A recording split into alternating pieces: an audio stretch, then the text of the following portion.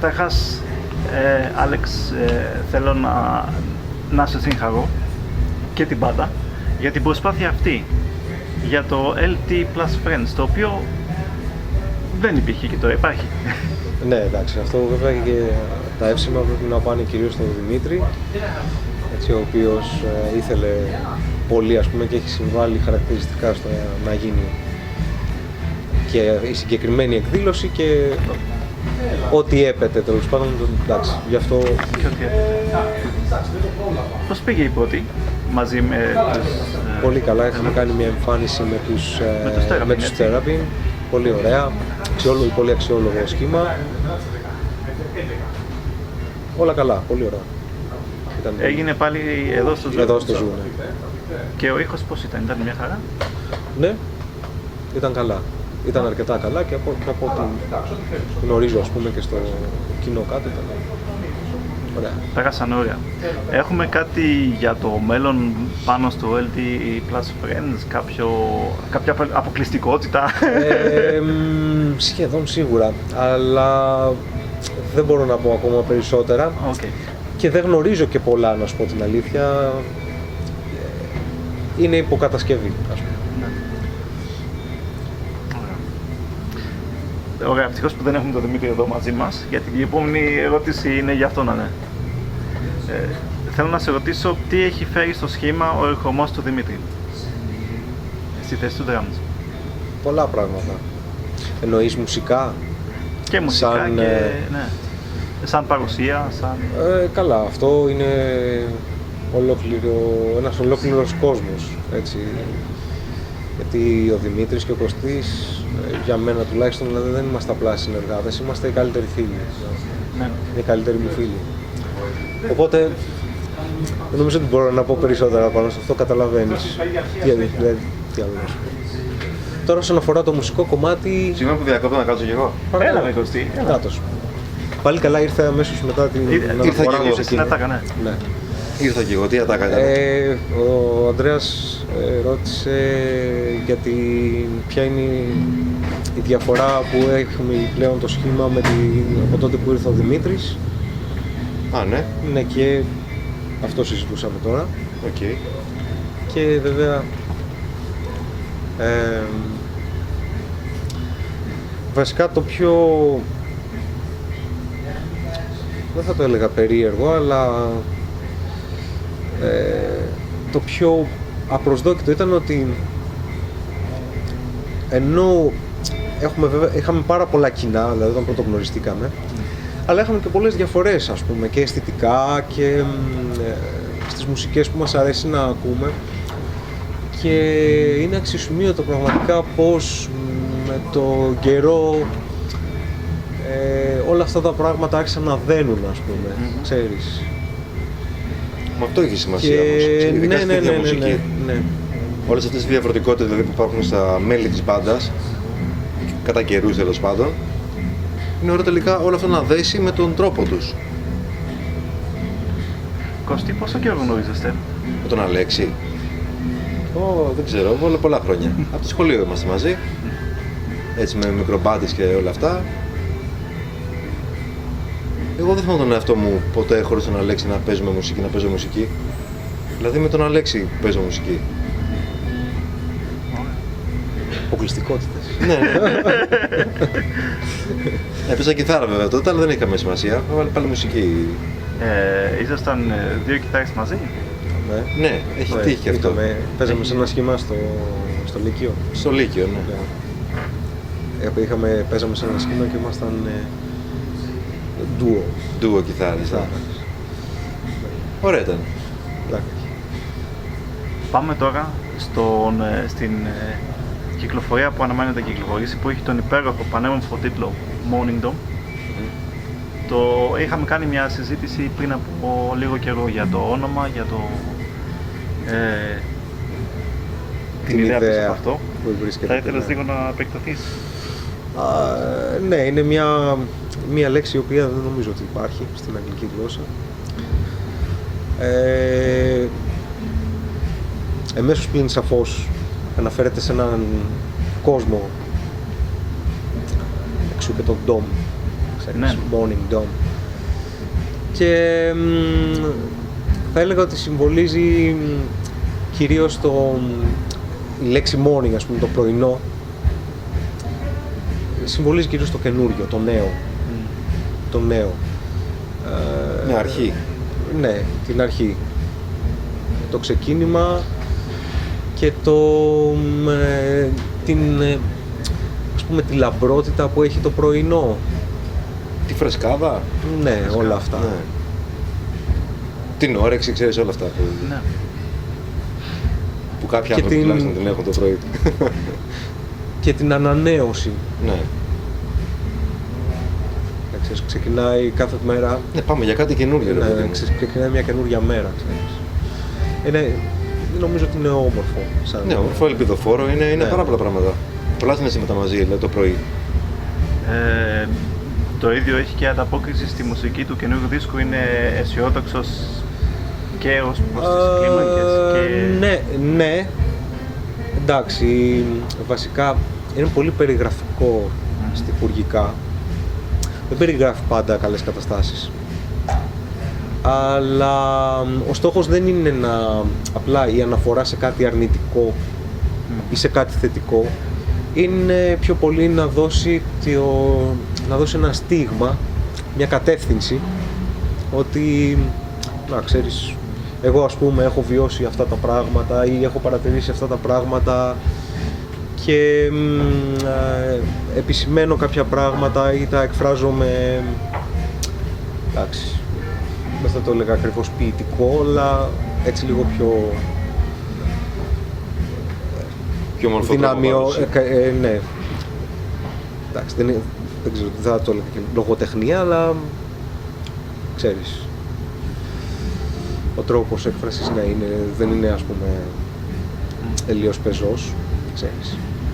Έχει ένα λίγο διαφορετικό χρώμα. Και αυτό θα έχει, κυρίως ο στόχος είναι να δώσει ένα στίγμα, μια κατεύθυνση, να επισημάνει κάποια πράγματα, το οποίο συνέβαινε και στο προηγούμενο άλμπουμ μας αυτό, με στόχο να δώσει βαρύτητα στη φιλοσοφία ζωής και στον τρόπο με τον οποίο σκεπτόμαστε. Και για βαρισίμαντα, ας πούμε, θέματα αντικειμενικά και υποκειμενικά. Δηλαδή και για πράγματα τα οποία μπορεί να μην τα θεωρούμε βαρισίματα, αλλά σημαντικά. I can't wait. Έχουμε νέα όσον αφορά στην κυκλοφορία του.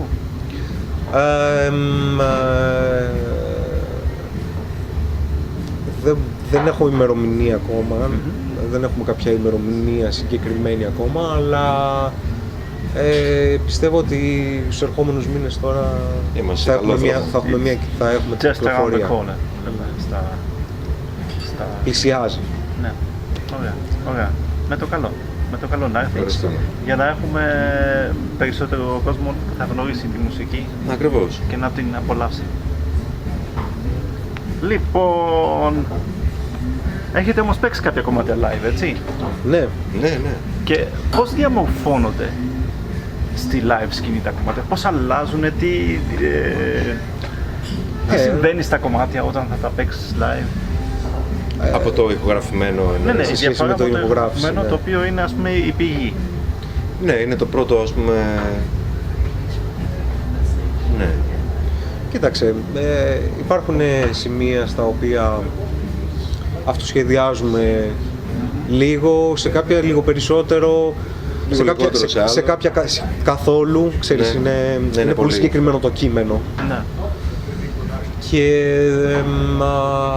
Βέβαια αλλάζει η έκφραση αυτό. ναι. Έτσι. Κοίταξε, ούτως ή άλλως, ακόμα και όταν δεν υπάρχουν τμήματα τα οποία είναι καθαρά αυτοσχεδιαστικά στη μουσική, πάλι ποικίλουν στο live, γιατί, ξέρεις, λόγω της Είμαστε ζωντανοί διαδραστικότητας που έχουμε, Ναι. και ο ένας με τον άλλον, Ναι. και με τον κόσμο Το που παρακολουθεί, χώρο, με τον κόσμο, με τον χώρο, με τον Με ήχο. το τι έχεις περάσει, ας πούμε, στη μέρα, Ναι. Ναι. Την ίδια μέρα, ναι. την ίδια μέρα ή προηγούμενη ή κάτι στο παρελθόν που σου έφτασε εκείνη την ώρα.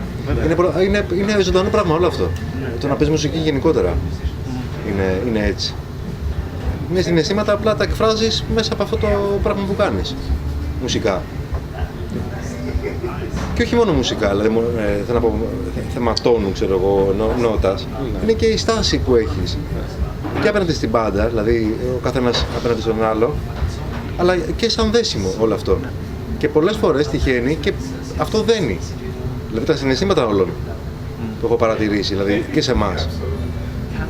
Αυτό. Και είναι ωραίο να εξωτερικεύεται αυτό το πράγμα, ρε παιδί μου. Πρώτον για μας και δεύτερον για τον κόσμο που το καταλαβαίνει και όταν το καταλαβαίνει είναι φανταστικό. Αυτό. Μου αρέσει πάρα πολύ η δυναμικότητα ενός τρίου σε μπάντα. Ναι. Είναι δύσκολο πράγμα. Ναι. Το τρίο. Ναι. Ναι, δεν είναι... Υπάρχει από τη μία πλευρά, ας πούμε, ηχητικά, θεωρητικά υπάρχει χώρος για το κάθε όργανο, ας πούμε. Δηλαδή, αλλά αυτό είναι πολλές φορές είναι και μια επιπρόσθετη δυσκολία γιατί είναι πάρα πολύ απαιτητικό. Εκτίθεσαι, έτσι. Δεν είναι θέμα έκθεσης. Το ούτως ή άλλως εκτίθεσης. Βέβαια. Είναι περισσότερο θέμα, πώς να το πω, δεν είναι laid back που λένε, ξέρεις, δεν μπορείς να... Συνήθως, έτσι, στις περισσότερες στιγμές. Εντάξει, είσαι πρωταγωνιστής. Ναι. Είναι και τα τρία όργανα, ας πούμε, στο προσκήνιο, δηλαδή δεν είναι μια μπάντα η οποία έχει, ας πούμε, έναν σολίστα και οι υπόλοιποι έχουν κυρίως συνοδευτικό ρόλο, δηλαδή και τα τρία όργανα... Και τα τέσσερα βασικά. Ναι, εντάξει, και τα τέσσερα, ναι. Είναι φωνή. Ναι, είναι και η φωνή. Αλλά θέλω να πω ότι όλα τα όργανα έχουν πρωταγωνιστικό ρόλο. Δεν είναι ότι όλοι συνοδεύουν ο ένας τον άλλον και όλοι παίρνουν και τη σκητάλη. Και τη σκητάλη, ναι. Και το πρώτο ρόλο, ας πούμε, έτσι. Και τη σκητάλη και πολύ καλά ήταν και αυτό. Γιατί υπάρχει και σκητάλη σε αυτό το πράγμα. Ήθελα να ρωτήσω και τα τρία μέλη μια ερώτηση, αλλά δεν θα... Το τρίτο μέλος. Το τρίτο μέλος από εσάς. Θα ρωτήσω τους δύο σας. Ποια είναι η αγαπημένη σας μουσική δεκαετία και γιατί? Δύσκολο. Πολύ δύσκολο. Ναι, είναι δύσκολο. Από σήμερα. Γιατί έχεις όλο το παρελθόν να διαλέξεις, να επιλέξεις, να ακούσεις, να επιλέξεις να μην ακούσεις. Φαντάζομαι αναφέρεσαι και πιο πολύ στη δισκογραφία. Ναι. Γενικότερα, ναι. Για μένα σήμερα έχουμε το αβαντάζ, ας πούμε, ότι έχουμε όλα αυτά είναι στο παρελθόν. Έτσι. Και έχεις δηλαδή μια λίστα. Είμαστε ένα βήμα μπροστά. Και είμαστε ένα βήμα μπροστά.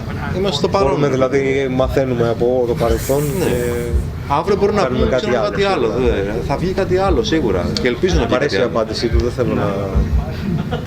Αυτό, δηλαδή τώρα έχουμε, ας πούμε, όλο το database, ό,τι έχει προηγηθεί.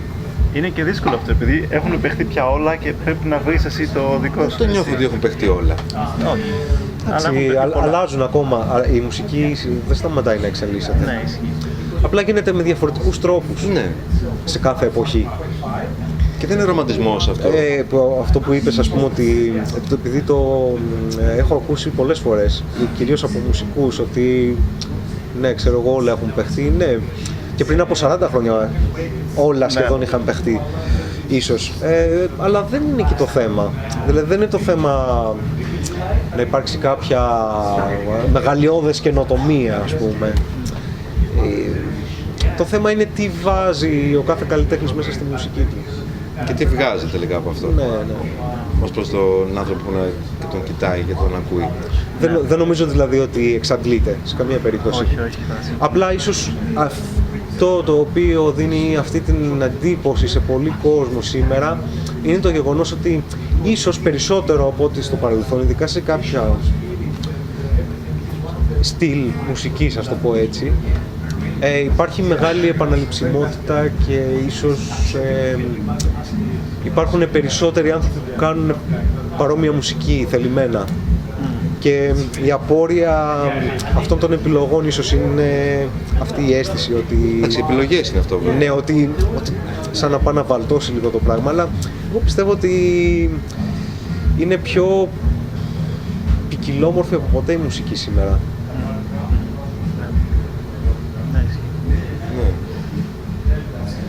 Ωραία. Σχέδια για το μέλλον. Διακοπές, ας πούμε. Ναι. Διακοπές εδώ και τώρα. Όχι, εντάξει. Θέλουμε να συνεχίσουμε να κάνουμε εμφανίσεις με συνεργασίες με άλλα σχήματα και καλλιτέχνες και αρκετά διαφορετικών. Ζώνρ, υποειδών. Ναι, και όλο σαν αυτό. ύφος, ναι, σαν προσέγγιση. Μας άρεσαν και να γνωρίζουμε καινούργια πράγματα. Να συμπράξουμε, Ναι. θέλουμε με άλλους καλλιτέχνες, να παίξουμε ζωντανά, να παρουσιάσουμε τη δουλειά μας σε όσες περισσότερες ευκαιρίες θα έχουμε. Άμεσα επίσης θα προχωρήσουμε στην κυκλοφορία του άλμπουμ. Είναι ένα ελπιδοφόρο τόλμημα αυτό και πραγματικά εύχομαι να πάει εξαιρετικά και η σημερινή Μεγάλη. βραδιά και οι επόμενες που θα ακολουθήσουν. Και εμείς το ίδιο. Και εμείς το ίδιο είμαστε. Λοιπόν, σούπερ. Έγινε. Ευχαριστώ πάρα πολύ Εμείς για τη ευχαριστούμε. συζήτησούλα που είχαμε. Τη χάρηκα ιδιαίτερα. Και εμείς. Εμείς.